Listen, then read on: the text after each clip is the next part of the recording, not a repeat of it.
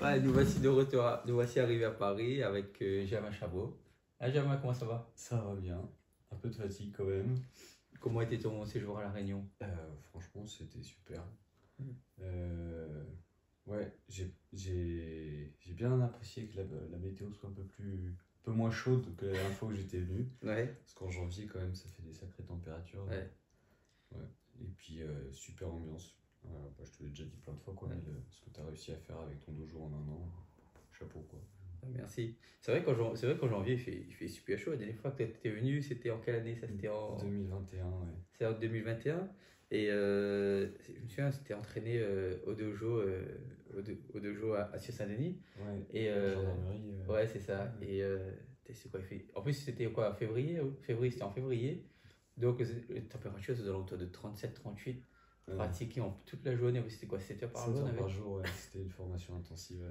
7 heures par jour à 37 degrés, Mmh. c'est vrai que ça tapait, hein. Ça tapait. Et en même temps, je trouve ça, c'est. Léo avait super bien géré le rythme et Ouais. tout ça. Euh, je pensais que j'allais être vraiment fracassé, quoi, mais non, la pratique, ça allait, quoi. Après, les à côté et tout, c'était dur de récupérer avec Ouais. la chaleur.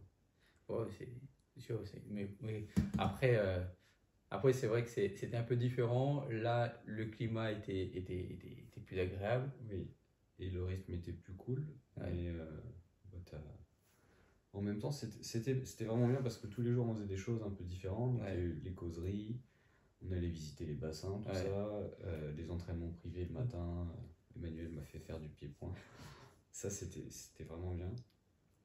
On en avait déjà fait aussi du pied-point la dernière fois. Ouais. Tu m'avais Oui, c'est emmené la sur la plage. plage là. C'est la plage, ouais. Petit échange amical en short et tout, c'était sympa. Ouais, On se retrouvait comme Okinawa à faire des trucs ouais, bizarres. ouais. C'est vrai Ouais. qu'on a tendance à voir les arts martiaux dans un cadre contraint du Mm. dojo avec des tenues, tout ça, mais en fait, il y a beaucoup de modes d'expression et puis ça va vachement varier avec les âges, quoi.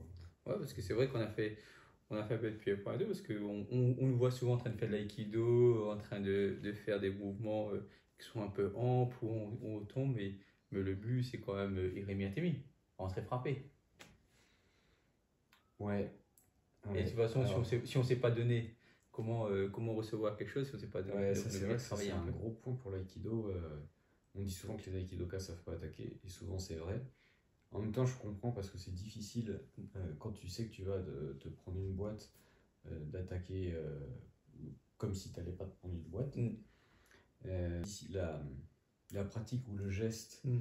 dans son cadre d'application finale, et ben, parfois c'est assez éloigné de ce qu'on bosse en fait.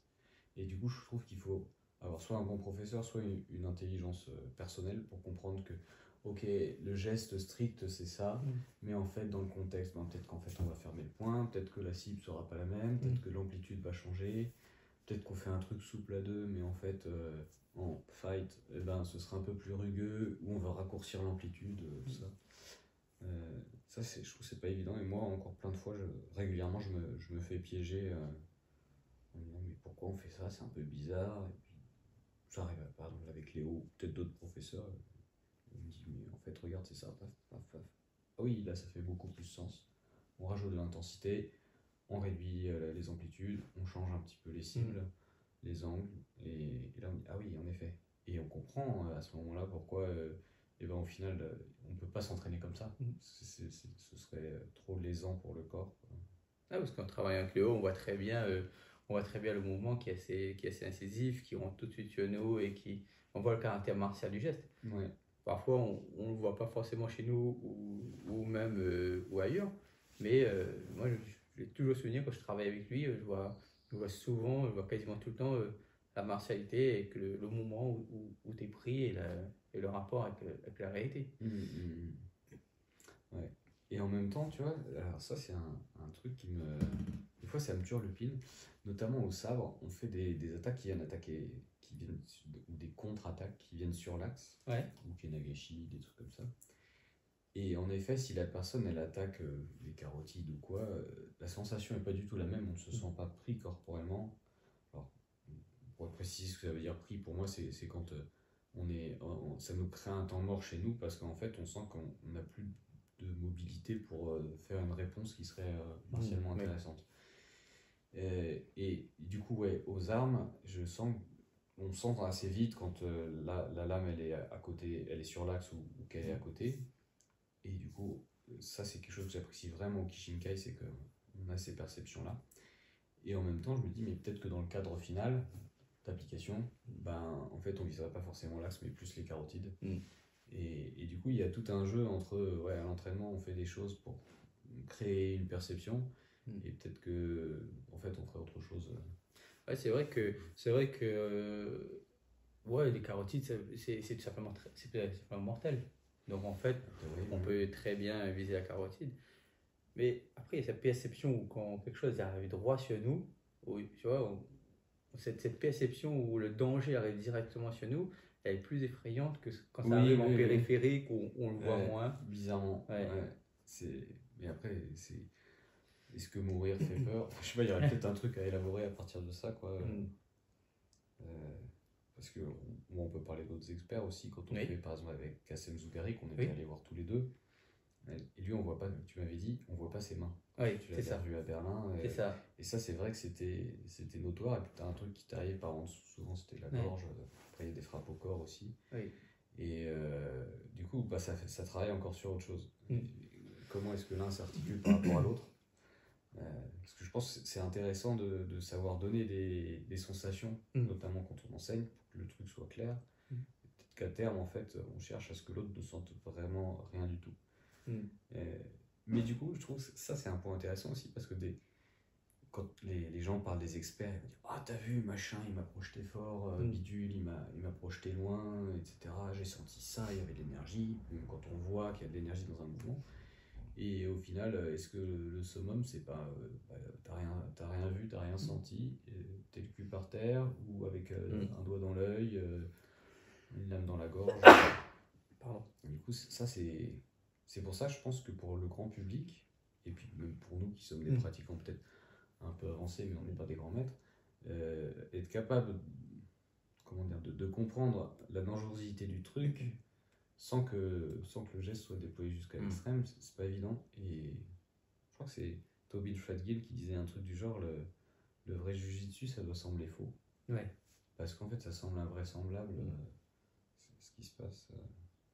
Donc il y a cet aller-retour entre des sensations fortes, pas de sensations, choses visibles, des choses non visibles, ça me semble intéressant. Après, on a toujours un petit côté où la différence entre à l'entraînement, entre la démonstration qui doit être spectaculaire et le combat qui est tout simplement de façon tout à fait aléatoire et qui n'est jamais ordonné, qui est un gros chaos le combat. Donc en fait, c'est compliqué de retrouver, pour moi, c'est pas possible de retrouver les conditions de l'entraînement en combat réel parce qu'en fait, c'est des conditions totalement aléatoires.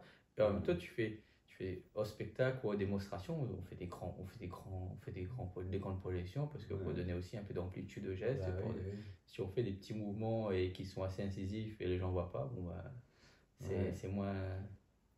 Mon père dit souvent on peut faire ce qu'on veut du moment qu'on sait ce qu'on fait.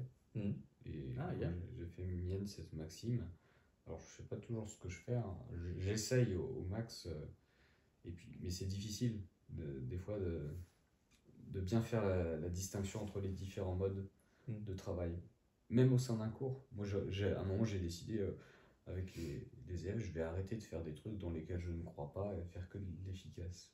Et puis il y a toujours un moment en fait où je me dis ouais mais là il n'arrive pas à faire le truc efficace entre guillemets parce que il n'a pas eu tel enseignement avant. Donc je repasse sur un truc moins efficace ou un geste, ou des fois même je fais des gestes un peu flashy où il y a un dégagement d'énergie, l'autre il est embarqué, ça fait une grosse chute, tout ça. Donc ça crée aussi une forme d'enthousiasme, une motivation. Et du coup c'est compliqué, c'est là que tu te dis je pense que de tout temps en fait la pratique martiale elle n'a pas pu être il n'y a pas un moment où elle a été totalement absolue. Je veux dire, les mecs faisaient que ce qui était strictement nécessaire et létal, parce qu'à chaque fois, ça s'insère dans un cadre culturel, tout simplement. Quand tu étais, je sais pas, alors je suis pas un spécialiste des termes, mais mettons samouraï et que tu allais former le shogun, il y a bien un moment en fait où le shogun il doit savoir que tu es bon. Et normalement, comment dire, personne doit savoir ton niveau, Mm. ou sinon s'il le sait, c'est qu'il est déjà mort, quoi.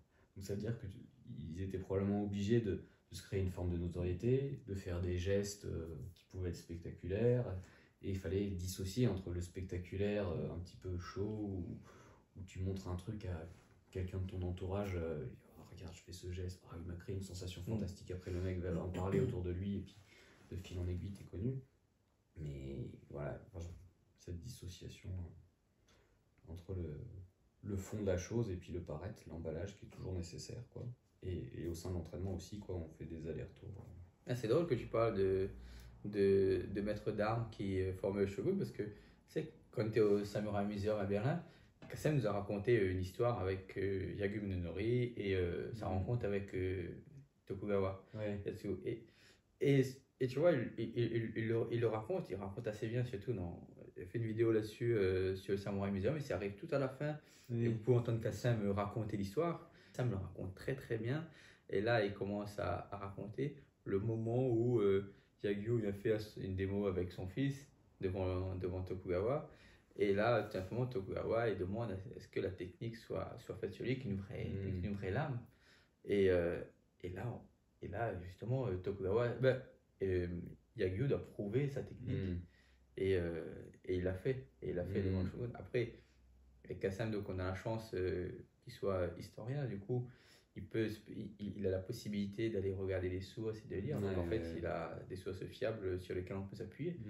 Mais c'est ça qui est super intéressant. L'élément intéressant aussi, c'est que souvent on dit je peux pas te montrer ma vraie technique, sinon je devrais te tuer. Ouais. Mais pourtant, Yagyu Munenori a pu le faire sur Shogun, qui à mon avis n'était pas non plus un enfant de cœur, qu'il a attaqué avec une vraie lame, quoi. C'est ça. Donc ça c'est intéressant. Ouais, intéressant, c'était. C'est vrai, quand ça m'a dit, ouais, il a désarmé, pouf, il s'est retrouvé au sol. Ses épaules se sont relâchées. Ouais, c'est ça. Il le raconte vraiment bien. Ouais. C'est un bon conteur, Kassem. Kassem, si un jour tu décides de faire une série sur les samouraïs, pense à nous. Pense à Manu. On t'enregistrera avec plaisir. Et tout à l'heure, tu parlais de l'efficacité de l'aïkido. L'aïkido, peut-il être efficace? Il est censé être efficace? Ouais, alors faut définir le cadre d'application, hein, forcément, et définir ce qu'on entend par efficacité. Est-ce que c'est. Et c'est une grande polémique avec tout ce qui est bullshido, et puis en plus, c'est toujours relatif au niveau des personnes qui pratiquent, l'investissement, etc., les personnes qui font face. Donc, moi j'ai l'impression que, bon, c'est une notoriété publique que l'aïkido vient du Daitoryu, qui lui-même est une pratique une sorte de melting pot de plein d'écoles, de choses que Sokaku Takeda a dû glaner à droite à gauche. Est-ce que le Daitoryu est un Koryu, c'est-à-dire une école ancienne transmise depuis des lustres avec je sais pas, des modes d'entraînement et de transmission spécifiques? J'ai pas vraiment l'impression. Il y a plusieurs choses qui peuvent l'indiquer, par exemple le trop grand nombre de techniques. Je crois que dans le Shoden, donc les premiers niveaux de certaines écoles, il y a 2884 techniques. Donc ça fait beaucoup pour le cerveau. Alors après, ça pourrait être la spécificité du Daitoryu de dire on a un gros volume et en fait les choses ont des liens entre elles. J'avoue que je n'ai pas suffisamment creusé la question pour avoir un avis tranché, puis je veux pas froisser les pratiquants Daitoryu qui à mon avis sont très investis, peut-être parfois plus que des aikidoka. En tout cas, ce qui est sûr, c'est que Sokaku Takeda, lui, était efficace. Il y a eu des duels, des combats contre plusieurs personnes avec des sabres, tout ça. J'ai l'impression que la quête de Yushiba n'était pas nécessairement l'efficacité à tout prix, surtout vers la fin de sa vie. Nebi Vural, quand je l'avais interviewé, avait dit un truc très intelligent, je trouve, très simple, mais quand tu as 70 ans, tu vas pas dire tapez-vous sur la gueule, c'est bien, quoi. Donc il y a un moment, et peut-être qu'il avait été marqué, comme beaucoup de Japonais, j'imagine, par Hiroshima et Nagasaki. Donc, Donc je suis pas sûr que Mori Yushiba ait conservé l'aspect martial tout au long de sa vie, en tout cas. Et puis c'est pas forcément ce qu'il montrait au grand public. C'est Léo, quand il avait interviewé Hiro Mochizuki, il disait en fait en privé c'était beaucoup plus linéaire, ça frappait, c'est pas la même pratique. Donc, ce qu'on voit sur les vidéos n'était pas forcément ce que que Yoshida père gardait pour lui. Et là-dessus, il y a aussi son fils. Je crois qu'il avait fait une école de gestion, quelque chose comme ça. Donc il avait une vision vachement plus large. C'est le Japon d'après-guerre, on ouvre, on exporte à l'étranger, tout ça. Donc je pense une chose simple comme le fait d'avoir un kamae avec une jambe devant ou pas, ça peut changer certains mouvements qui vont devenir plus amples, donc plus lents, donc peut-être moins efficaces. Et des choses qu'on simplifie. Et puis quand on enseigne, je sais pas, à 100, 200, 300 personnes, forcément tu vas pas montrer le truc. Tu peux pas dire à 300 personnes, attention là, vous risquez de vous blesser si vous faites ça, quoi. Ça c'est trop compliqué. Donc dans l'enseignement qui est dispensé, on enlève les trucs trop dangereux, quoi. Donc j'ai l'impression que oui, la racine est efficace, après ça se démartialise. Kishinkai, on essaie de remartialiser avec des apports d'autres disciplines, notamment le Shinbokan de Kuroda Sensei. Moi je pense que oui, ça peut être efficace. Et puis il y a plein de disciplines où ils font aussi Jikimosai, Kotegaeshi, des formes de Ikkyo, etc. Et après c'est la question de qu'est-ce que c'est l'efficacité. Est-ce que c'est faire vite et fort et faire mal? Même si le gars il est plus costaud, etc. À quel point est-ce que tu peux faire ça? Est-ce que c'est de ne pas être perçu et d'aller avec ses doigts dans des cibles, les yeux, arrachés, je sais pas.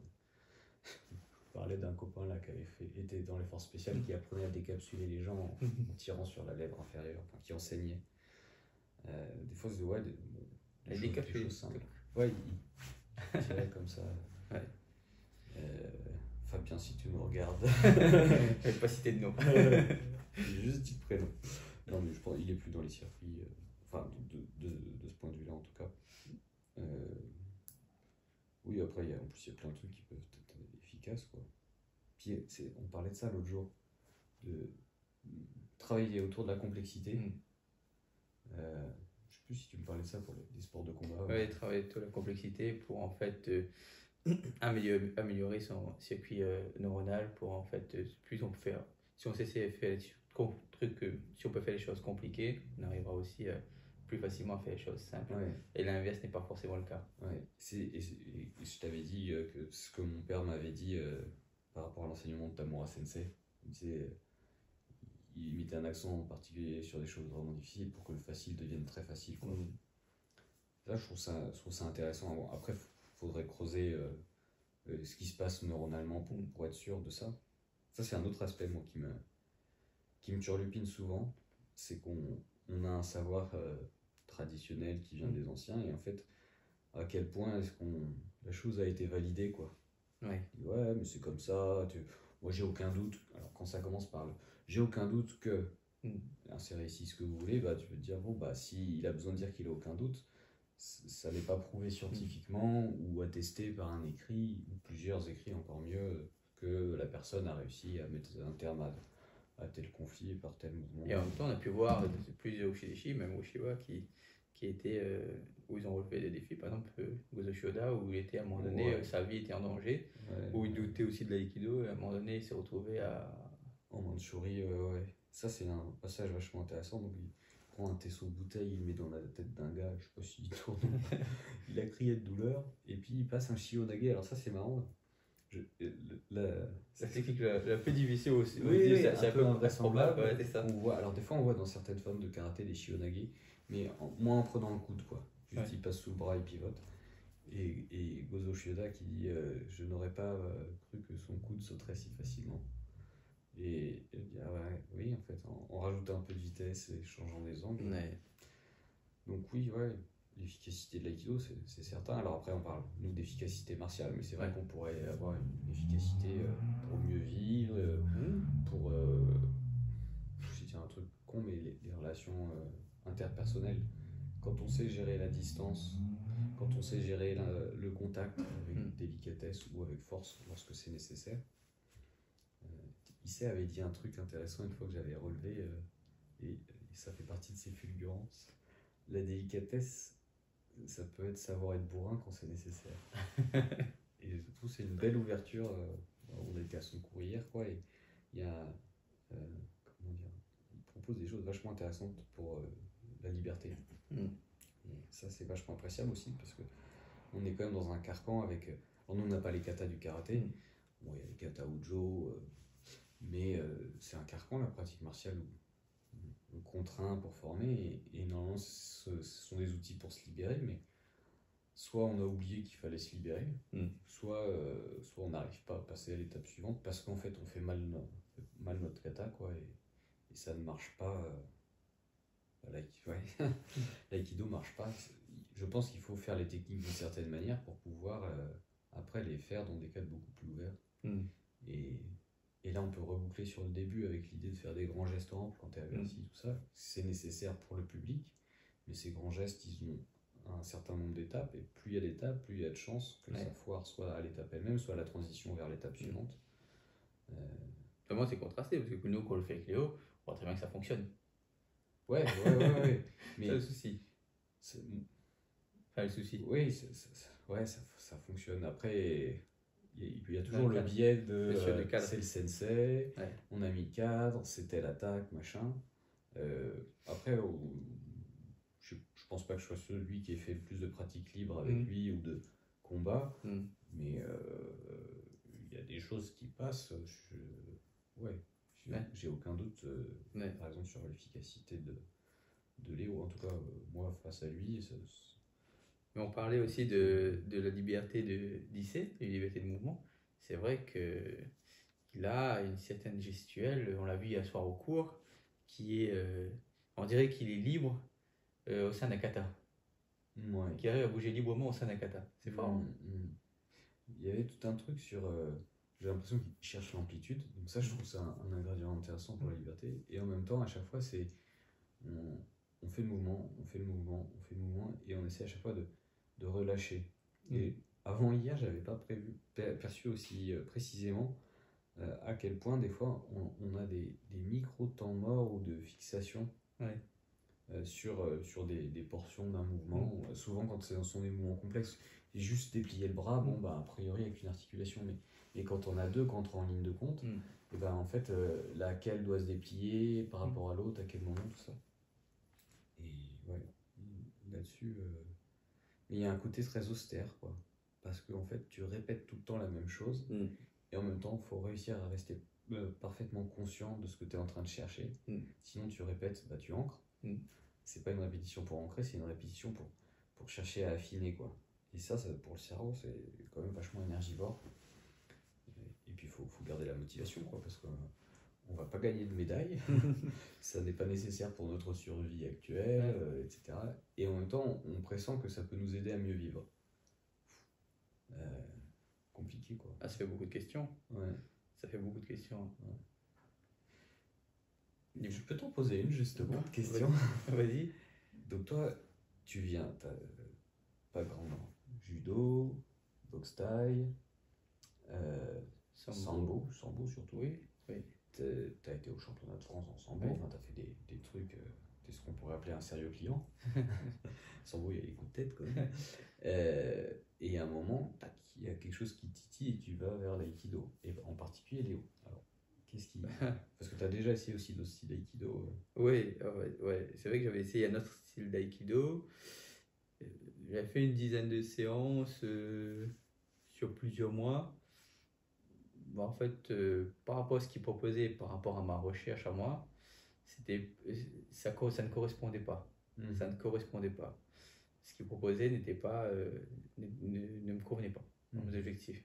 Moi, j'essaie de trouver quelque chose qui cadre à mon objectif. Donc, comme tu avais dit, toujours pratiquer les sports de combat. Puis, je suis passé par plusieurs disciplines.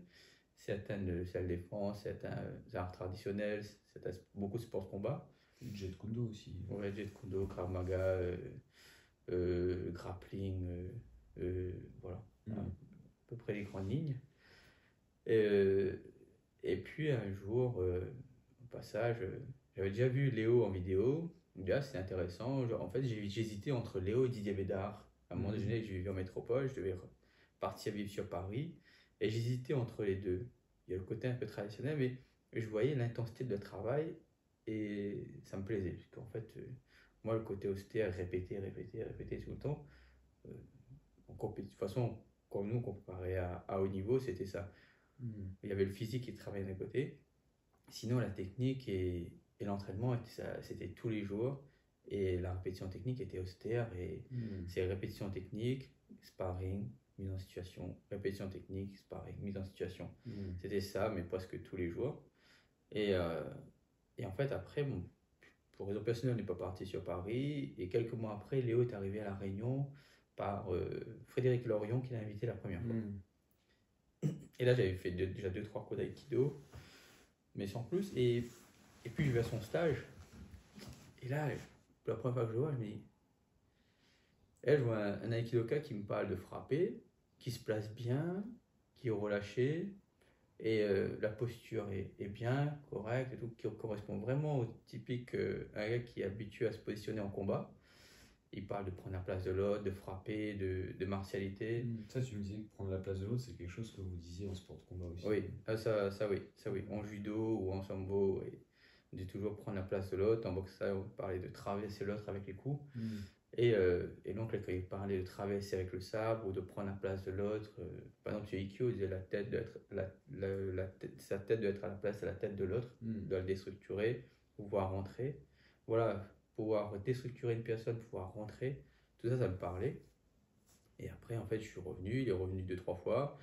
À La Réunion, à chaque fois j'y allais 2-3 cours, et puis à un moment donné, au fur et à mesure, je testais, et je voyais que ces trucs fonctionnaient en fait. Il a mis un cadre, bien sûr, il a mis un cadre, c'est pas un cadre totalement libre, ou voilà, mais il y avait une capacité et une compétence martiale derrière.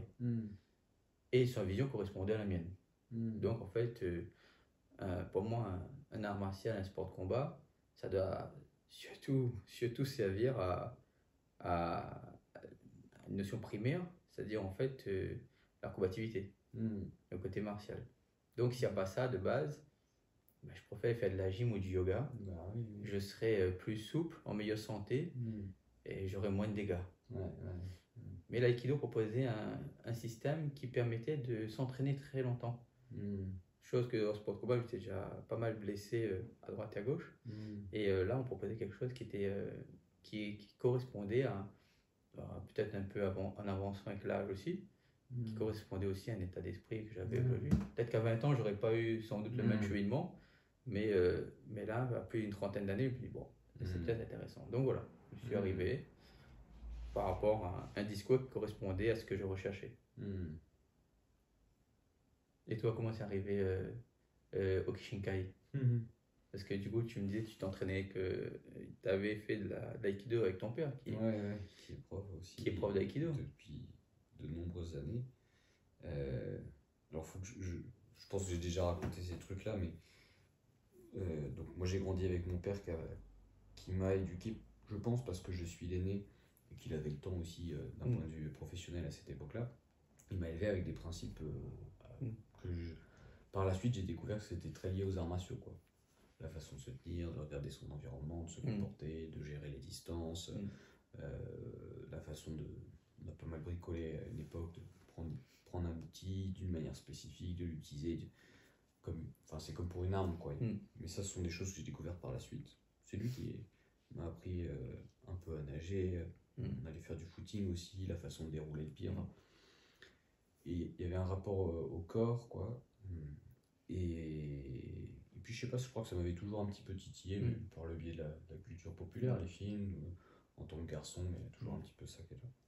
J'ai fait une année avec lui quand j'avais 16 ans, et quand j'ai eu 22 ans, j'allais finir mes études, j'étais revenu en région parisienne. Et puis je savais pas trop ce que je voulais faire professionnellement, et je m'étais dit que j'allais partir voyager en Asie. Et je me suis dit, ouais, peut-être tu vas te faire attaquer, faudrait que tu saches des trucs. Donc je lui ai dit, tu veux pas me montrer un truc pour que je puisse me défendre, quoi. Il m'a dit, donne-moi un coup de poing. Et là, je sais pas, j'ai fait un vague crochet et il a fondu sous moi. Je me suis retrouvé, son corps faisait barrage et mon crochet dans le vent, quoi. Et j'ai encore la sensation dans le corps. Et ce truc m'a marqué parce que je me suis dit, c'est pas un truc de bourrin, il y a une véritable science derrière, il y a de la finesse, il y a probablement un système avec des choses qui s'articulent entre elles, des stratégies, tout ça. Je ne peux pas juste prendre un morceau, il faut que j'aille goûter tout le truc, quoi. Et du coup, c'est ça qui m'a donné envie, quoi. Et puis après, bah, à son dojo, il y avait une variété de personnes extraordinaires, quoi. Donc des rencontres, c'était une ouverture, quoi. Quand tu fais tes études, t'es avec des gens plus ou moins de ton milieu social, qui ont le même âge, tout ça. L'ouverture n'est pas forcément là, quoi. Et du coup, voilà. Et à force de. Donc, j'ai passé le premier et deuxième dan avec lui. Et puis, il est arrivé un moment où j'ai pas des gros bras, je suis pas très grand, bah, il y a des trucs, ça passait pas. Et je me dis, comment on fait? Et du coup, je cherchais des. En même temps, c'était une ouverture pas possible, quoi. Puis tu lis les biographies des maîtres et tout ça. Et donc, je fouillais tout ce que je pouvais fouiller, donc tous les bouquins qu'il avait. Et puis après, c'est Internet. Et il y avait le blog de Léo. Et puis, je n'ai pas adhéré au personnage que je lisais, en tout cas. Ouais. Après l'avoir rencontré, c'est autre chose. Mais ce qu'il écrivait, je trouvais ça génial, quoi. Et putain, il y a quelque chose, donc faire un stage. Ouais, c'est vrai que c'est un petit peu différent, mais au début, j'ai pas bien compris, quoi. J'ai dû faire, je sais pas, peut-être 2-3 stages. Et puis après, je me suis retrouvé. Il a déménagé son dojo au Corindo. J'habitais avenue de Clichy, pas très loin, bref. Et donc, j'ai fait le stage de rentrée. Là, je me suis dit, non, là, il y a quelque chose. Travailler les yeux fermés, perception d'intention, plein d'indications sur la façon quelle partie doit être relâchée, quelle partie doit aller en ligne droite. Tout était très clair, en fait. Et mon père aussi avait ce truc-là, mais il enseignait peut-être différemment. Et je le. Comment dire? Ouais, il y a des choses que je ne percevais pas, quoi. Et puis mon père avait pas du tout les mêmes problématiques que Léo. Léo, il y avait la quête d'une professionnalisation, quoi. Donc je pense ce qui n'était pas le cas pour mon père, quoi. Donc, il a été obligé de mettre en place certaines choses, quoi. Donc je vais chez Léo, je fais un cours par semaine, et puis tous les soirs, en fait, à la fin du cours, je l'assommais de questions. Pourquoi tu fais ça? Chaque fois, il y avait une réponse. Quand il savait pas, il disait je sais pas. Et un soir, je crois que je lui ai dit mais en fait, avec ton aikido, on pourrait faire du combat, quoi. Je fais, ah oui. Et là, en fait, ça m'a fait tilt. C'est une évidence pour lui, de toute façon. Oui, parce que c'était ce qu'il recherchait. Et c'était pas forcément ce que recherchent les autres pratiquants d'aïkido. Bien sûr. Alors, c'est à double tranchant, parce qu'on en a parlé, mais moi, ça m'est arrivé d'avoir des élèves qui me disent, moi, je viens pas pour apprendre à me battre. Et puis, je montre un mouvement, et tout de suite, ils me disent, oui, mais là, est-ce que je peux pas te toucher? Bah, attends, tu viens pour du bien-être. Donc, je pense qu'on vient parce qu'il y a un paquet cadeau qui est art martial, et on cherche tout ça, et parce que se battre, ça fait partie des grandes fonctions humaines, comme manger, respirer, se reproduire, quoi. Et après, on est intéressé par ça à différents niveaux. On assume plus ou moins le fait de vouloir ça, parce qu'on perçoit, surtout quand on est éduqué, qu'il peut y avoir un côté un petit peu infantile, enfin, voilà, primaire à vouloir ça. Mais en même temps, je pense qu'il faut accepter une part de notre animalité, quoi. Voilà. Et tu vois, là-dessus, moi, je te coupe un petit peu. Ouais. Là-dessus, moi, je me dis simplement, il faut trouver un prof par rapport à ce qu'on recherche, à ses objectifs.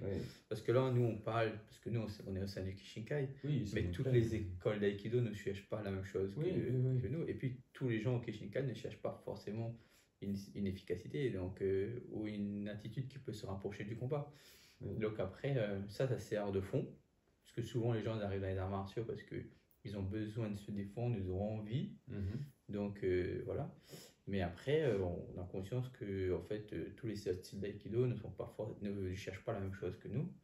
Et nous-mêmes, au sein du Kishinkai, on ne cherche pas la même chose que parmi les centaines, la centaine de personnes qui est avec nous. C'est totalement. Ça, c'est un point délicat parce que je trouve que la martialité, il y a un côté. Enfin, ou l'efficacité, ou le combat, il y a un truc absolu, c'est la vie, la mort, etc. Et du coup, en regard de ça, les autres objectifs, ils sont perçus comme secondaires ou dignes de peu d'intérêt. Voilà.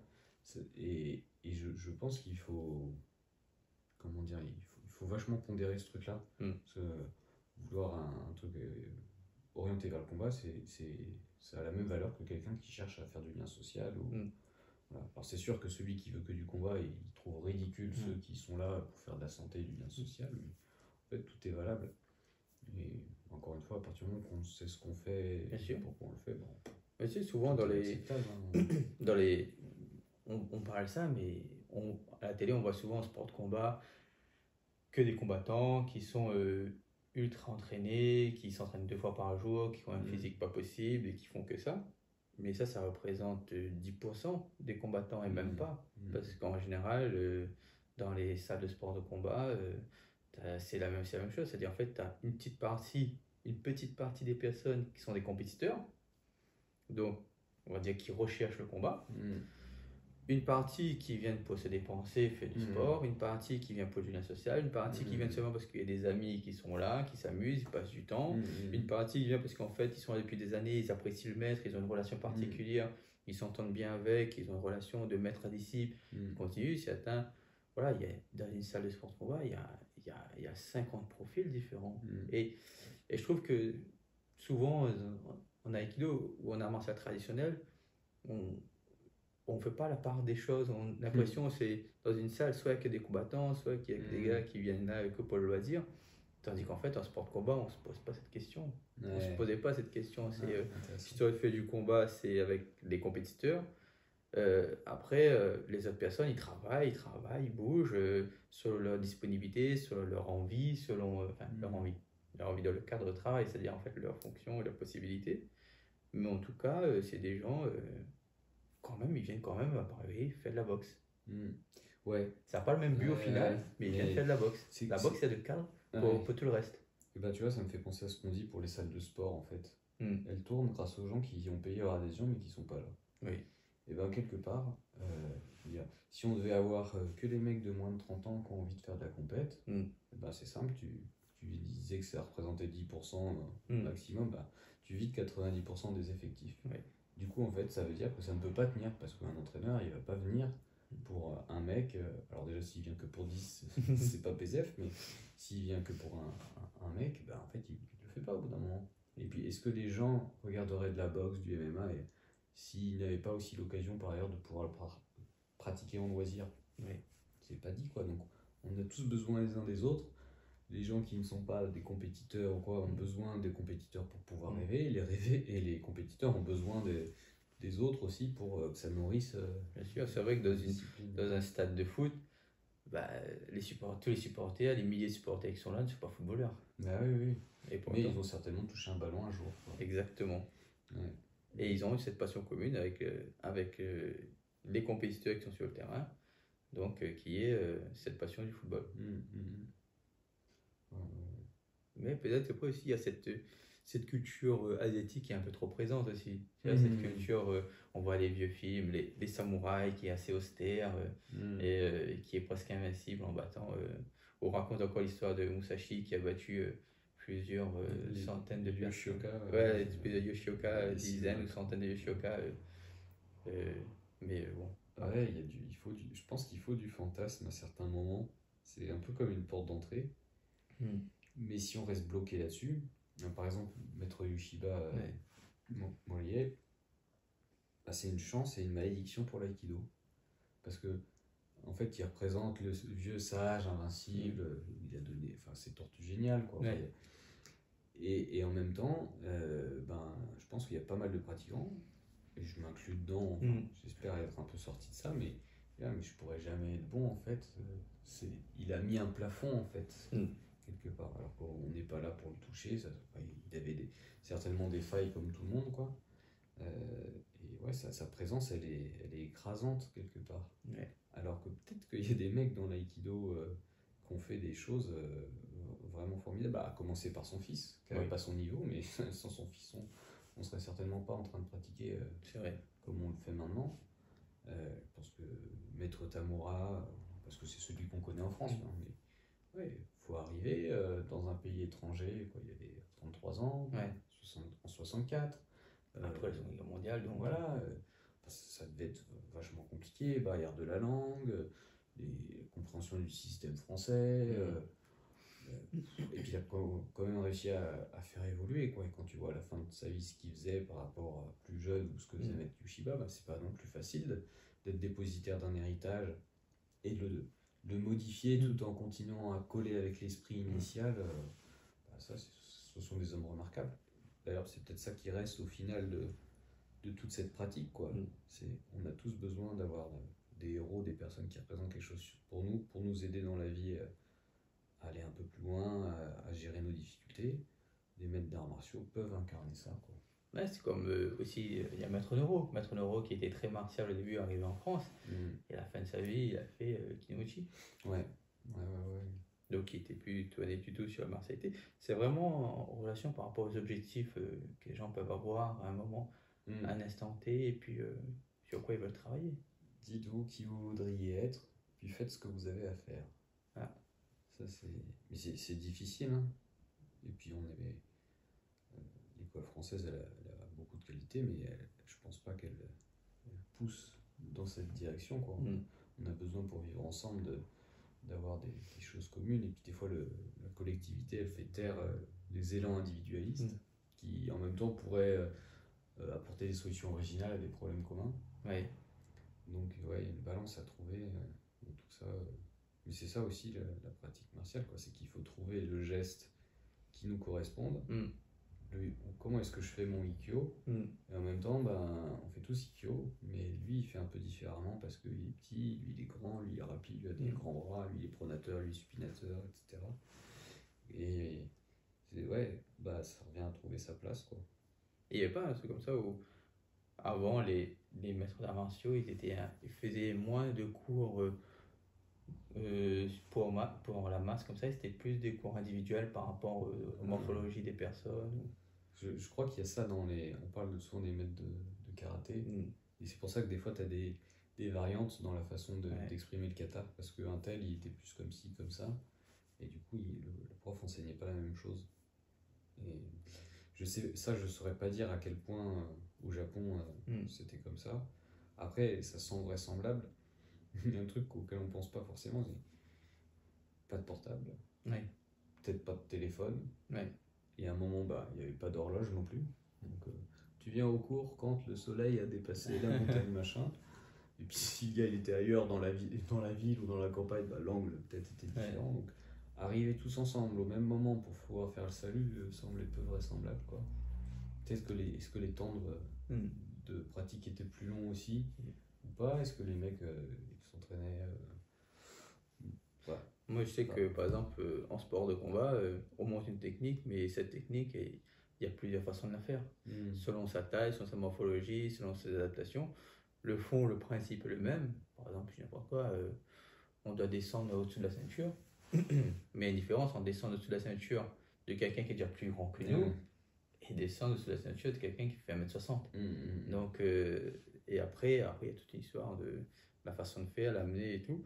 Mais il y a toujours cette multitude de façons de faire la même chose, mais de façon différente selon le gabarit qu'on a en face et selon la posture dans laquelle on se retrouve. Alors qu'en Aikido, je trouve que c'est plus, tu vois, c'est plus normé. Il y a une façon de faire presque, rien de divin, quoi. Quoique, après nous, on a un petit peu de liberté avec Kishinkai, mais... c'est vachement intéressant ça comme remarque, parce que en même temps, oui, c'est plus normé. Je pense que c'est lié au fait qu'on n'ait pas de combat. Et du coup, enfin pas de combat. Kishinkai c'est un peu différent, mais pour la majorité des autres styles d'Aikido, ils ne pratiquent pas le combat. Et du coup, ben, le temps de confrontation, c'est le passage de grade. Et du coup, ben, est-ce que le gars il connaît toutes ces techniques? Et là, on peut balancer des trucs ultra farfelus où tu as un mouvement où le gars il doit continuer à saisir le poignet alors que tu as fait 3 tours, ou bien des mouvements qui fonctionnent avec 10 étapes avant que le gars soit au sol, et du coup, bah, tu as 10 chances que ça rate. Moi, je pense que la multiplication des techniques, elle vient de ça, et le fait qu'elle soit normée. Je sais que dans d'autres styles, peut-être même dans certaines écoles de karaté, ton passage de grade, c'est donne-moi des réponses face à telle attaque, quoi. Et le gars, il peut avoir travaillé. Il y en a un, il va faire un blocage comme ça, l'autre, il va faire autre chose, l'autre, il va faire en 2 temps, etc. Donc il y a une forme de liberté qui fait que dès le premier dan, ben, la personne, elle peut commencer à construire l'identité de son truc, avec les effets négatifs qui peuvent être que bah, elle a des angles morts, de choses qu'elle ne va pas avoir vues, quoi. Mais ça, de toute façon, on a tous des angles morts. Donc. Au Kishinkai, ce qui est intéressant, c'est que quelque part, alors j'ai pas vu tout en Aikido, mais par rapport au style que j'ai pu voir, je trouve que c'est assez précis. Alors, j'ai été assez proche de Léo, donc Mm. j'ai aussi eu plus d'infos qu'on en a souvent d'un professeur.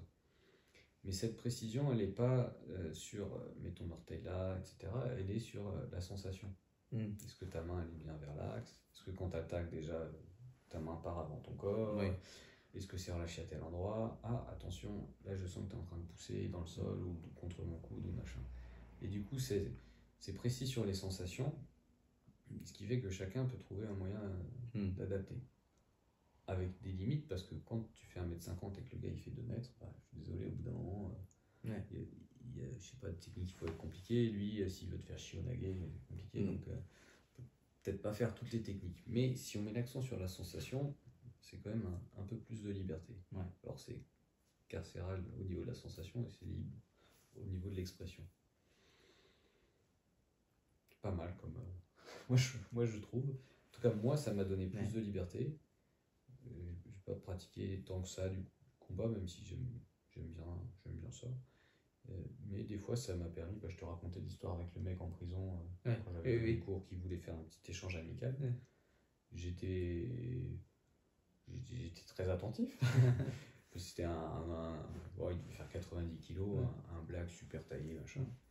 Mais en même temps, je me suis pas senti en danger ou Mm. quoi. Et ça, c'est pas parce qu'on avait fait du pied-point avec Léo ou quoi. Non, c'est parce que ce qu'on bosse, il y a une gestion de la distance qui est assez fine, une perception de l'axe, la façon de gérer le contact qui est en fait assez douce. Ben, ça te permet que de sentir dès que ça va rentrer dans, Ouais. de relâcher et de passer. Tu vois, en grappling, il y a ça. En grappling, en lutte, tu as une sensation assez. On voit par rapport, parfois au niveau des gars, par rapport à la saisie. Il y a des mecs au début qui sont qui tirent énormément. Et après, quand tu tombes sur quelqu'un de très expérimenté, ou vraiment, vraiment très fin, très expérimenté, ses mains sont tout à fait légères et il sent. Tu as l'impression que sa main n'est pas sur toi. En fait, sa main est sur toi et en fait, il détecte les micro-mouvements et comment il va se placer, comment tu vas te placer. Et surtout au sol, quand tu commences à rouler, c'est très fin. C'est très très fin, mais après ils sentent avec les mains ou avec le corps et la façon de bouger. Et après, tu as l'impression de le gars il te piège à chaque fois, mais simplement parce qu'il sent dans quel sens tu vas aller et il prend à chaque fois l'angle dans lequel tu vas être. Et en fait, il te pousse à chaque fois ou il te pousse ou toi-même tu te diriges vers un étau et puis voilà, tu vois. Et ça, parfois, je retrouve un petit peu ça. Le fait de travailler de façon très sensible, ça permet de ne pas se couper du monde qui nous entoure et surtout de la personne qui est en face de nous. Tu vois. Ouais. Et je pense qu'on devrait avoir ça en Haïti, mais la temporalité n'est pas du tout la même. Parce qu'au sol, tu peux prendre le temps d'installer des choses, alors que debout, si tu rajoutes les frappes. Et puis, ouais, ça, il y a la distance. Il y a une distance où tu n'as pas de contact. Donc, en fait, c'est encore différent. Ouais.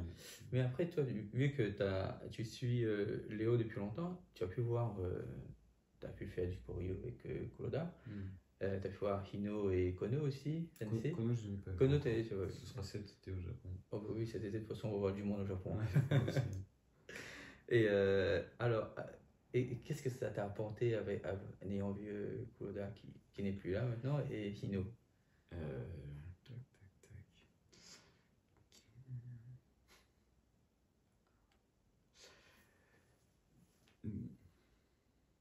Maître Kuroda, j'hésitais, en fait, ça me titillait. Ouais.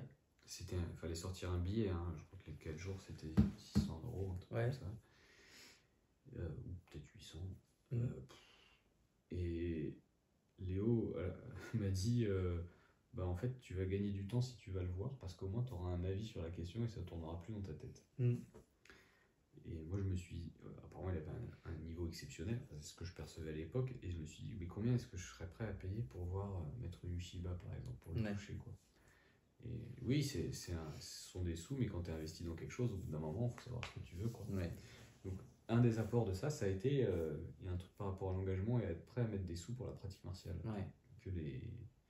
Peut-être que c'est français ou quoi, mais en général, t'as vu, il a mis son DVD à 25 €, c'est cher, ce genre de choses. Faut savoir ce qu'on veut, quoi. Après, par exemple, je trouvais vite fait sur les sous. Bon, on parlait de la Réunion. Non, mais c'est pas ça, mais on parle quand même de Koda qui. Voilà. Mais après, tu as cet stage de champion du UFC ou de pas champion du UFC qui soit 400 ou 600 € pour 2 jours, où tu as des places de championnat de MMA où tu participes même pas, tu regardes, Ouais. tel que l'UFC ou autre, hein, où tu es quand même à plusieurs centaines de milliers d'euros la place Ah ouais. pour regarder du spectacle aussi. Après, On c'est est pareil. pas- Hein. Ouais, on n'est pas Non, sur pas le centaines de truc. milliers d'euros, pardon, des centaines d'euros, plusieurs Ouais. centaines d'euros la place, ça mange Ouais. qu'à des milliers d'euros. Ouais, ouais. Donc c'est toujours Oui, la même chose, faut toujours qu'est-ce pondérer. qu'on est prêt, qu'est-ce qu'on est prêt à mettre par rapport à ce qu'on a envie de faire. Ouais. Pas pour autant les gars qui vont regarder les combats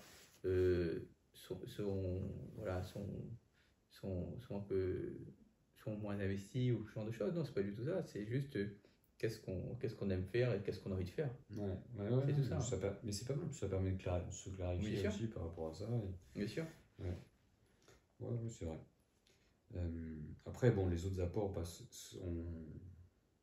Mais t'étais impressionné quand tu l'as vu, En fait, avec son sabre qui a dégainé. Alors, moi, j'ai pas vu faire du yai. Tu n'as pas vu faire C'était du yai? la période où il faisait pas Ah. de yai. J'ai juste vu à la nuit des arts martiaux, Ouais. à la Nantes. Mais oui, je te raconte, alors bon, déjà, tu es impressionné parce qu'en fait, tu as vu le mec en vidéo et tu sais Ouais. qu'il est bon et qu'il est connu. Ouais. Donc il y a toujours un petit truc, il y a un biais à cet endroit-là. J'ai eu de la chance parce que Léo, la première fois que je l'ai vu, a beaucoup pratiqué avec moi. Ouais. Je pense que c'était un moyen détourné de signifier à Maître Kuroda, ce gars-là, il est... Enfin, voilà. Vous pouvez lui enseigner quelque chose, Ouais. c'est pas quelqu'un qui vient comme ça en dilettante, quoi. Donc merci à Léo. Ouais. Et du coup, il est arrivé qu'il me prenne comme hooké, et c'est vrai qu'il y a eu des mouvements où ça pouvait me laisser dubitatif. Ouais. Mais par contre, il y a eu des trucs. J'ai 3 souvenirs avec lui. Il y en a un, c'est sur le deuxième kata omote qu'on fait au sabre, où on tient le sabre comme ça devant. Et l'autre avec la tsuka, la poignée Ouais. du sable, elle fait gicler en fait notre sabre. Et au moment où il a fait ce mouvement, alors j'étais déjà à moitié en train de me casser la figure parce qu'il a fait un mouvement d'aspiration avant, et j'ai eu l'impression que mon sabre explosait quand et je suis tombé par terre, quoi. Ouais. Et ça a été tellement soudain Ouais. qu'il m'a fallu 5 minutes pour m'en remettre. J'avais le palpitant à 200. Et il y a eu comme ça 2 autres mouvements. Mais ce qui était dingue, c'est que c'était dans des situations à chaque fois où c'est le kata. C'est-à-dire, je sais ce qui va se passer. Ça fait, je sais pas, 10 minutes, un quart d'heure qu'on le bosse. Il y a un mouvement où tu es en Saiza, il vient derrière, il attrape la main pour projeter. J'étais en train de me dire, ah oui, là, il va faire ça. Au moment où je me suis pris une caisse, et même sensation, quoi. Léo, je crois qu'il décrivait ça comme t'es virtuellement mort, quoi. Et c'est vrai qu'à chaque fois, je me dis, mais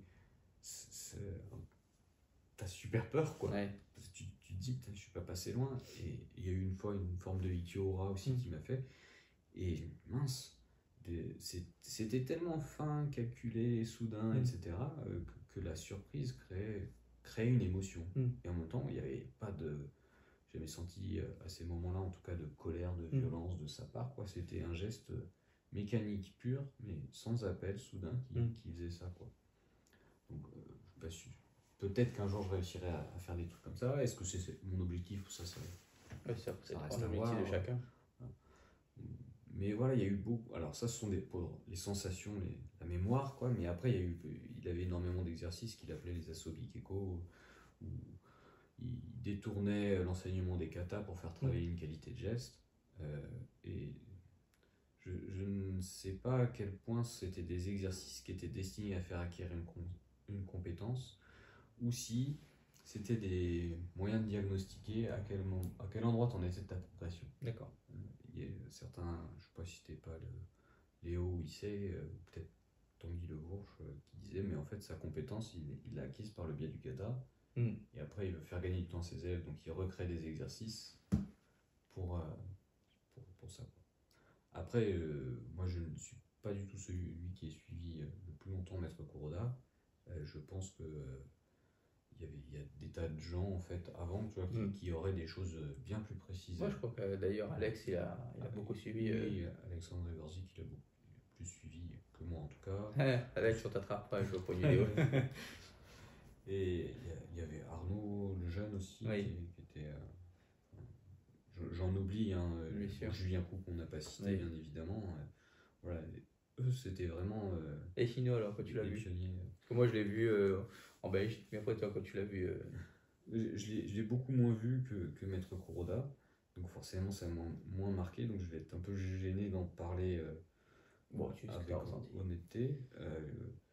Moi, c'était pas ma cam, parce que j'avais trop vu Maître Kuroda avant, Ouais. et Maître Ino, il a un système, en partie, hein, c'est pas que ça, mais où il y a une sorte de vague, Mm. donc d'onde, donc il y avait des choses où on posait le pied avant d'envoyer avec le haut du corps, et Maître Kuroda, fallait pas faire ça, quoi. Ouais. Donc je trouvais ça pas bien. Ouais. Un peu bêtement, quoi. C'était déjà suffisamment compliqué d'avoir un maître japonais, quoi. L'apport que je vois dans ce qu'il propose, c'est qu'il y a euh, de ce que je perçois à mon petit niveau, une qualité d'absorption et d'acceptation du mouvement, et qu'en Kishinkai, on peut utiliser pour faire des retournements de technique, Kaishiwaza. Ça, voilà, c'est un élément intéressant. Il y a un travail sur le Kyokotsu, ça tout le monde le dit. Moi, je vais faire certains de ces exercices, mais plus en termes de mobilité, parce que ce sont des zones qu'on bouge peu. Et le travail sur la perception d'intention aussi. Peut-être le travail des yeux fermés, tout ça, mais encore une fois, j'ai pas suffisamment suivi pour. Je voudrais pas trahir en fait son enseignement. Mais je pense que c'est intéressant d'aller voir ces maîtres-là. Déjà parce qu'il n'y en a plus beaucoup et il n'y a pas grand monde qui arrive à faire ce qu'ils font. Ouais. Et puis, comme ils sont japonais, donc il peut y avoir une barrière de la langue, on essaie de deviner des choses, enfin, ça lance un processus qui est différent que quand on va voir quelqu'un qu'on peut voir presque tous les week-ends, etc. Donc c'est pas tant le contenu, oui bien sûr ils sont bons, etc. Mais c'est aussi l'état d'esprit avec lequel on va aborder le truc qui change quelque chose, quoi. Je pense que toi quand tu viens de la Réunion à Paris pour suivre un cours avec Léo, tu as les yeux grands ouverts et tu vis pas la chose de la même manière que quelqu'un qui peut voir 2 fois par semaine, quoi. Oh, si, à peu près. Non, c'est vrai qu'on voilà, ne suit pas la chose de la même façon. Après, il y a des moments où tu dois être fatigué comme tout le monde et puis il y a des trucs que tu vas zapper, c'est sûr. Mais ça c'est intéressant, quoi. Oui, c'est vrai, c'est vrai qu'on essaie de rester concentré. C'est comme si en fait on n'a pas quelque chose et on vient, on essaie de consommer et retenir le maximum, c'est ça. Et après, parce qu'on sait que ce sera la diète pendant un petit moment, donc voilà quoi, ça arrive. Mais après, ce qui est bien, c'est que quand je viens quelques jours en avance, tout ça, j'en profite pour m'entraîner avec IC le jeudi. Et souvent le vendredi, j'essaie d'avoir aussi des partenaires d'entraînement. Donc en fait, j'essaie d'avoir différentes personnes avec qui m'entraîner. Et puis après, quand je repars sur de bonnes sensations. Mais c'est toujours très agréable. C'est toujours très agréable. Mais après, là, ce week-end, il y aura pas mal de monde. Donc c'est ça, là, c'est ça le truc aussi. Parce qu'en fait, quand je viens comme ça, là, je sais que quand je viens, j'ai beaucoup de partenaires d'entraînement. Tu as une centaine de partenaires. Ouais, j'ai une centaine de partenaires et de différents niveaux, donc jusqu'au plus haut, et même où on a la possibilité de s'entraîner avec IC, Tanguy ou Julien Cou, même Alex, Arnaud, et même parfois Léo, il s'entraîne avec nous et suit les cours. Donc en fait, on a cette possibilité-là aussi de faire avec lui, ce qui est pas forcément. Possible dans d'autres styles ou plus traditionnels où le maître il reste un peu en retrait. Lui, on va dire qu'il est relativement jeune. Un Léo, tu es relativement jeune. 50, ouais. Donc voilà, donc il se permet encore de pouvoir, il se permet encore de changer avec nous. Donc ça c'est un élément non négligeable. Et je pense que c'est quelque chose. Bon, quand tu as un certain âge, peut-être que tu fais attention avec qui tu tournes pour pas te blesser, mais bien sûr. Je pense que Léo et ceux qui l'entourent ont cette intelligence, quoi, de réfléchir à chaque fois. Il me dit souvent, quand tu dois prendre une décision, on pense à la pente. Qu'est-ce que ça va donner par la suite, quoi. Et en effet, quand tu incarnes quelque chose que tu représentes, si tu bosses pas avec les autres et que tu leur dis non, mais travaillez entre vous, investissez-vous, tout ça, il y a un moment, ça bloque, quoi. Et je pense que Léo est quelqu'un qui réfléchit beaucoup et qui fait attention à ce genre de choses, quoi. Et ça c'est vraiment chouette parce que ça nous permet d'avoir un modèle, quoi, en fait. Mais c'est vrai que Après, là, on revient un peu, on quitte un peu Kishinkai, on va parler un petit peu de l'aïkido en général. Et c'est vrai qu'en France, nous, on est au sein du Kishinkai, mais c'est vrai qu'il existe plusieurs écoles d'aïkido, que ce soit Kobayashi avec Maître Konya, que ce soit des F3A représentés par Christian Tissier, qui est le plus Entre connu. autres, hein, Entre autres, oui, il y en a d'autres. plein Mais qui c'est le sont plus brillants connu, aussi. c'est Oui, lui. c'est le plus connu, ouais. Là, J'ai une il y a petite la- anecdote après. il y a les FFAB, il y a encore d'autres systèmes, il y a Ouais. énormément de systèmes. Et c'est vrai que c'est comme si on parlait de. Nous, on parle tout le temps de notre système à nous, mais c'est vrai que comme si on parlait de quelqu'un qui fait de la course à pied. Tu as du trail, tu as du sprint. Ouais. En fait, tout le monde n'a pas les mêmes objectifs et tout le monde ne cherche pas à avoir les mêmes objectifs. C'est surtout ça. Donc parfois, ce qui est sous un nom générique n'est pas la même chose. Oui, non, c'est clair, c'est clair. Je pense à Iwama Ryu, par exemple. Oui. Ouais, euh, ce que je trouve dommage, en fait, c'est que il me semble que souvent les pratiquants et même les professeurs ne sont pas conscients qu'ils évoluent dans un contexte spécifique. Oui. Parce que on a tous baigné dans une culture, on a regardé des films et on s'est forgé notre image du combat. Oui. Et du coup, on se dit, quand un mec m'attrape, il tient fort et il m'empêche de bouger. Oui. Et hop, donc par rapport à ça, ça donne un style qui essaye de résoudre. Un autre, il va dire, quand un mec m'attrape, il pousse. Et puis ça donne un autre style, etc. etc. Et du coup, ça semble tellement évident que c'est comme ça que se produit une attaque, ou que le gars, il va donner son coup de poing, il va en donner qu'un seul, il va rester figé, il va pas utiliser son autre main, et puis il va se prendre le con. Non, en fait, il peut y avoir quand même une certaine variété de réactions, quoi. Et je pense que... Alors je suis pas sûr que face à un problème donné qui est aussi clair pour tout le monde, tous les humains répondent de la même manière, mais quand même, il y a un moment, voilà, il va y avoir des réponses communes, quoi. Oui. Donc si on était plus clair sur le type de problème qu'on cherche à résoudre par le biais de la pratique serait certainement plus uniforme. Bien sûr. Ce qui serait peut-être une perte de richesse, Ouais. mais ce serait un gain quand les gens doivent discuter entre eux. Et là, ce serait bien que qu'on puisse, en fait, je pense qu'on accepte mieux la différence à partir du moment où on la comprend mieux, quoi. Donc si je comprends que dans tel style, ils saisissent fort parce qu'ils voient les choses comme ça, ok, je vais aller faire pareil avec eux pour essayer de comprendre, peut-être ça va enrichir mon système. Mais si je comprends pas le problème qu'ils essaient de résoudre, bah, je vais dire mais c'est nul en fait. Ouais, mais après c'est dogmatique, c'est un peu comme les croyances. C'est-à-dire en fait, je pense que ce que je fais est bon, je pense que ce que je crois est meilleur, donc en fait, ce que les autres font, c'est un peu nul, quoi. Après, on a tous des faiblesses et du coup des besoins de se rassurer, donc il y a cet écueil-là, quoi. Mais ouais. Et alors l'anecdote, tu me racontais tout à l'heure. Ah oui. Christian Tissier, moi, je sais pas si tu l'as déjà dit, mais je crois que c'était en 2015, je bossais à Vincennes et j'avais eu ce job notamment parce que j'avais parlé de l'aïkido et du Japon et mon patron avait vécu au Japon.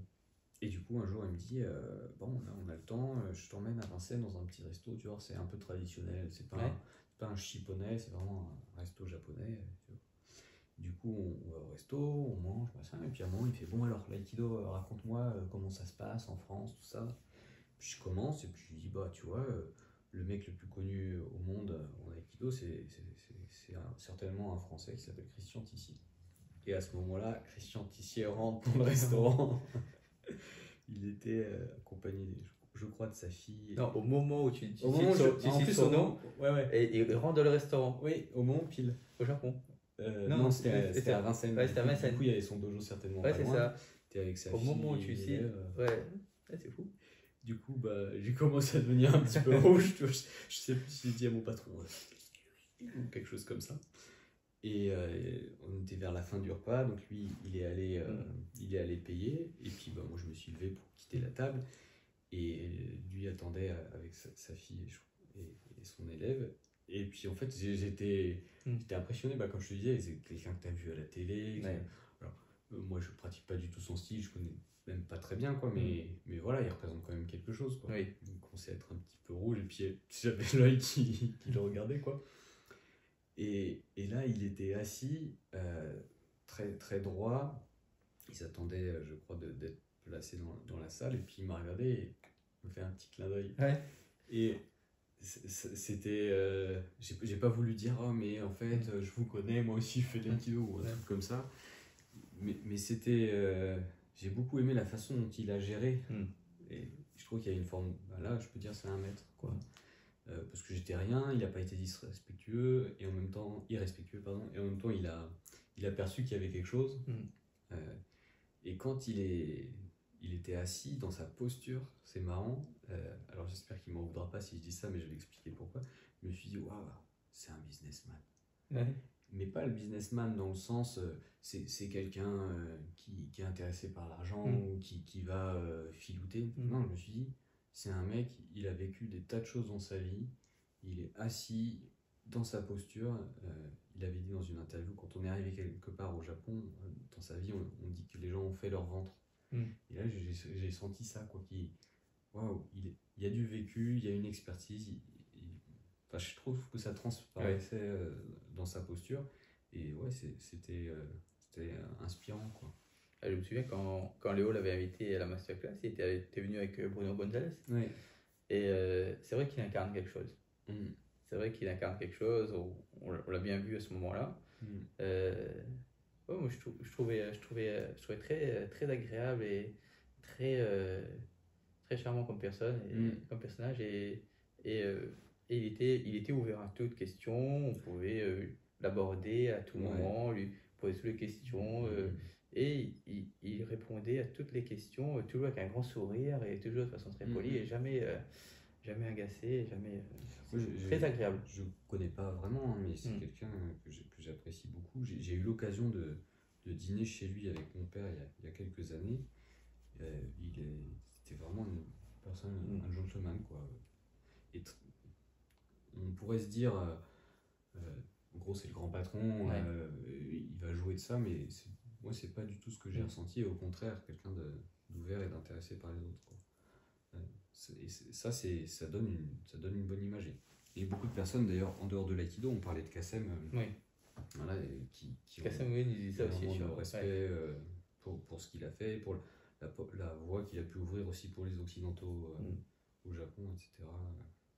Donc ouais, on a de la chance de croiser des personnes comme ça, mais il y a lui, mais en fait dans plein d'autres disciplines, enfin on a constamment des gens comme ça autour de nous. En général, on se rend compte à quel point ils étaient cool au moment où ils décèdent, malheureusement, quoi. Donc c'est bien d'avoir les yeux grands ouverts, quoi. Et tu parles du Japon, donc bientôt on va au Japon, là. Ouais, dans un gros mois. Ouais, dans un gros mois, ouais. Au Japon, ouais. Je sais pas quand sortira la vidéo, mais peut-être qu'on sera déjà de retour, mais dans un gros mois on partira au Japon. Et alors, qu'est-ce que t'attends là de cette... Tu restes quoi, 2 semaines, 3 semaines? 3 semaines. Tu restes 3 semaines, moi aussi, tiens, je reste 3 semaines.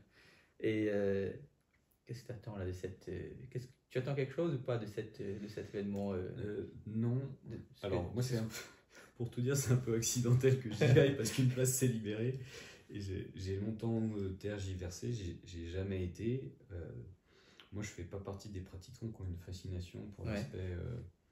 Alors, je suis toujours intéressé par les cultures autres que la mienne. J'aime voyager, comme beaucoup de gens, c'est pas très original. Mais je ne sais pas pourquoi moi, le rêve du samouraï, tout ça, ça m'a. Peut-être parce que j'y avais accès, mais.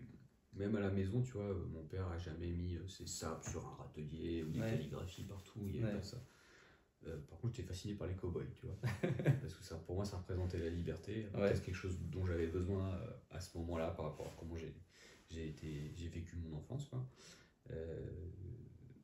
Mais oui, donc le Japon, en fait. En même temps, c'était à regarder Soleil Rouge avec... oui, c'était le combo parfait. Ah ouais, c'est... Mais il y a quand même un truc dans l'image du samouraï qui, pour moi, est fondateur, quoi. Quand tu vois Toshiro Mifune dans certains de ses films, je sais pas, pour moi c'est un peu comme la BD Torgal. Alors Torgal peut être un peu plus torturé, tu vois, mais où c'est John Wayne sans le machisme, tu vois. C'est un mec qui est là, sur qui on peut compter, qui est solide. C'est pas forcément quelqu'un d'invincible ou quoi, mais ça représente quelque chose, quoi. Et ça, je trouve que ça fait peut-être réac de dire ça, mais c'est peut-être quelque chose dont on a besoin à l'heure actuelle socialement, quoi. On peut être gentil, on peut être ouvert, tout ce qu'on veut, quoi, mais il il y a un moment, il faut aussi qu'il y ait quelqu'un qui fasse certaines choses, quoi. Quelqu'un de fiable. Ouais, c'est ça, ouais. Ouais. Avec certaine force, et puis ça inclut aussi, avec en général des faiblesses, un besoin d'introspection, etc., quoi. Mais ça, dans l'image que j'ai du samouraï, il y a ça. Après, samouraï, ça veut dire serviteur, je crois. Ouais. Tu vois, pas forcément. Moi, ça colle pas trop avec l'image que j'ai. Et puis, c'est samouraï, c'est une longue période, c'est pas Oui, que- en plus, voilà. Et puis, Ouais. il y avait certainement des ruffians comme partout, c'était mensonges, tromperies, etc., quoi. Entre les rien. samouraïs de l'époque Kamakura et ceux de l'époque Edo, Oui, c'est pas du tout on le est même, pas du tout sur le c'est le même profil, registre, hein, ouais. ni sur le même type de performance. Donc, Tout à fait, ouais. Mais je pense que de tout temps, il y a eu, voilà, des hommes comme ça, honnêtes, droits, qui avaient aussi des difficultés, qui n'étaient pas parfaits, mais voilà, qui représentaient. mais qui reste toujours dans la culture populaire. Par exemple, tu regardes la série The Mandalorian, c'est exactement ça. De Star Wars, c'est exactement ça. C'est tout simplement, ils ont repris l'image du samouraï. D'ailleurs, ils sont inspirés de la BD Le Northern Cub.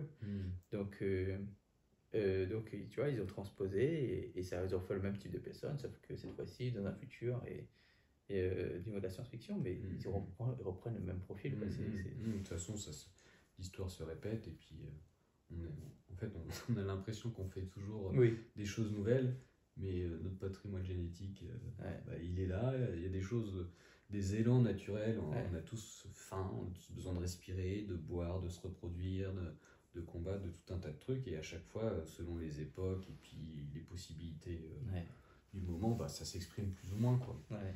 Mais je pense que du coup, on peut redescendre d'un étage et peut-être un petit peu humble par rapport à tout ça. Ouais.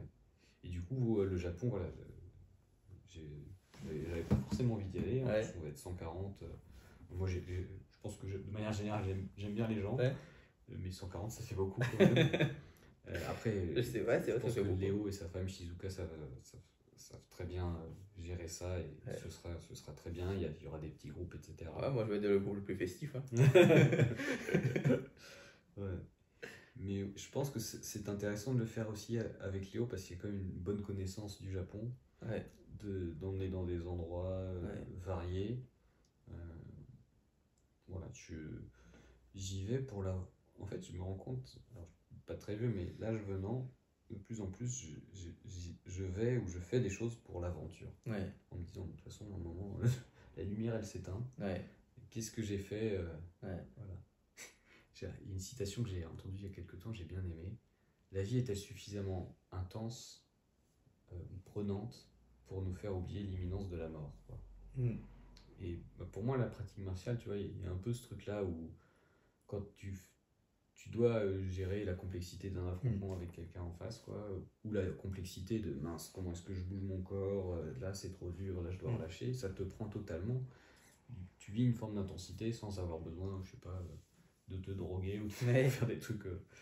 Et du coup, ouais, tu rentres chez toi, tu as l'impression d'avoir fait quelque chose, quoi. Et ça, rien que ça d'ailleurs, ça pourrait justifier pourquoi on fait des arts martiaux, quoi. Et tu vois, moi, c'est totalement l'inverse. Moi, déjà, le voyage au Japon pour la pratique des arts martiaux est annulé déjà 2 fois pour moi. Tu vois. Une fois avec le judo, une fois avec Léo. Donc, même si le judo pour moi, c'est un sport pour moi et pas un art martial, mais qui a comme quelque chose. Annulé 2 fois, plusieurs. Moi, la Thaïlande a été annulée aussi pour l'enseignement boxe thaï, la Russie a été annulée pour le sambo. Moi, à chaque fois, c'était. Moi, à chaque fois, c'était vraiment le truc foireux à chaque fois qui s'arrête tout le temps. Le Covid a foiré mon dernier voyage pour le Japon. Donc, mais il faut pas que je parte avec toi. moi, à chaque fois, tu vois, c'est foireux quand tu vois, dans ces pays-là, quand je dois partir. Là, attends, on est bien parti. C'est dans un mois. Oui, c'est pas encore annulé. C'est ça. C'est pas encore annulé. On sait jamais, tu vois. Mais moi, c'est l'inverse. Toi, tu vois, t'as pas été inspiré par tous ces images-là. Ben, moi, tu vois, moi, depuis tout petit, je sais pas pourquoi, d'ailleurs, j'ai fait. Moi, c'était. Je regardais. Moi, je regardais des films de Jet Li. Bon, c'est chinois, mais c'est différent. Mais je trouvais qu'il y avait cette. Les Asiatiques, c'est pareil, c'est ça. Non, quand même pas, mais il y avait une certaine élégance qu'on peut retrouver, qu'on retrouve moins chez Jackie Chan et moins chez Bruce Lee. Moi, je trouvais que. Oui, Bruce Lee, un côté plus brut. Ouais. Et moi, je trouvais que Jet Li avait un côté très élégant et qui et qui était franchement assez intéressant à regarder, surtout quand t'es jeune et tu rêves beaucoup, tu vois.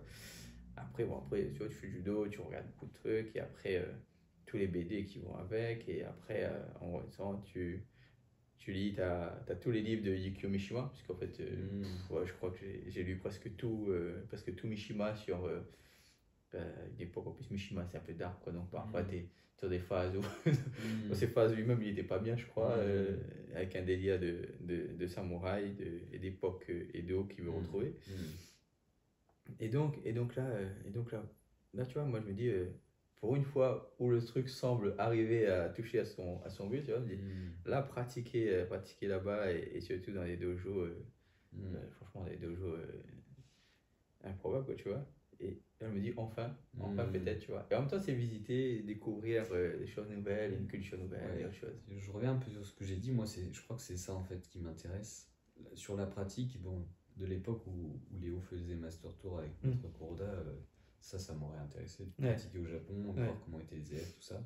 Même si finalement, il semblerait que c'était pas si mal en France, parce que le cadre était un petit peu différent. D'accord. Et des fois, il peut y avoir des Japonais un peu xénophobes qui veulent te faire sentir que voilà, ce que tu fais, ça marche pas. Ouais, parfois, on se rend pas compte, mais il faut dire ça aussi. Il y a ça aussi la réalité, hein, c'est que on n'est pas forcément bien accueilli partout. Oui. Même si apparemment, ça c'est peut rare. être un pays avec des gens vraiment charmants. Bien sûr. Mais du coup, moi, ce qui m'intéresse, au-delà de la pratique, il y aura Royama Sensei. Ça c'est. Tu fais un peu de Taikiken et j'aimerais vraiment voir comment il est, quoi. Et surtout qu'il part plus, enfin, il fait plus cours aux étrangers. Et moi, je rends visite de temps en temps avec mes potes en Kyokushin. Quand je leur dis que je vais voir Royama, ils me disent, franchement. Et oui, bref, parenthèse refermée, autour de tout ça, c'est l'aspect culturel parce que on l'a évoqué, mais je pense qu'il y a plein de trucs qu'on ne comprend pas si on n'a pas une perception de la culture. Et bien sûr, le Japon de maintenant n'est pas celui qui a donné naissance aux arts martiaux que nous pratiquons. Puis les choses sont constamment en train d'évoluer. Mais c'est comme le petit bouquin là que je t'ai offert. Et quand je l'ai lu, il y a plein de choses, je me suis dit, et je comprends pourquoi ceci, pourquoi cela. Et du coup, des fois, ça permet de mieux accepter certaines choses qui nous semblent bizarres, de se dire, ah oui, en fait, c'est pour telle raison. Et quand on détache la pratique de son aspect culturel, je pense que le geste aussi peut être plus effectif. Puis dire, bon, ok, ça, ils font ça parce que eux, c'est leur cadre culturel. Moi, si j'ai envie d'appliquer, d'adapter par rapport à ce que je vis ici en Occident, voilà, je peux enlever tels aspects. Par contre, ça, c'est vraiment important, etc. Après, c'est vrai qu'il y a une culture qui forge une histoire, une identité. Par exemple, quand on regarde le film Diane et Samouraï, ça représente pas les samouraïs de cette époque de la fin d'Edo. Mais quand même, l'Europe n'aurait pas pu inventer ce genre de film, quoi, par exemple. Tu vois. Elle était quand même nourrie d'une histoire, d'un passé, même si dans les détails, c'est pas. C'est pas exactement. C'est pas Jules Brunet. Et les samouraïs, c'est pas comme ça non plus. Ni à l'époque jusqu'au boutiste, c'est comme ça, à fleur face à un fusil à se jeter comme ça.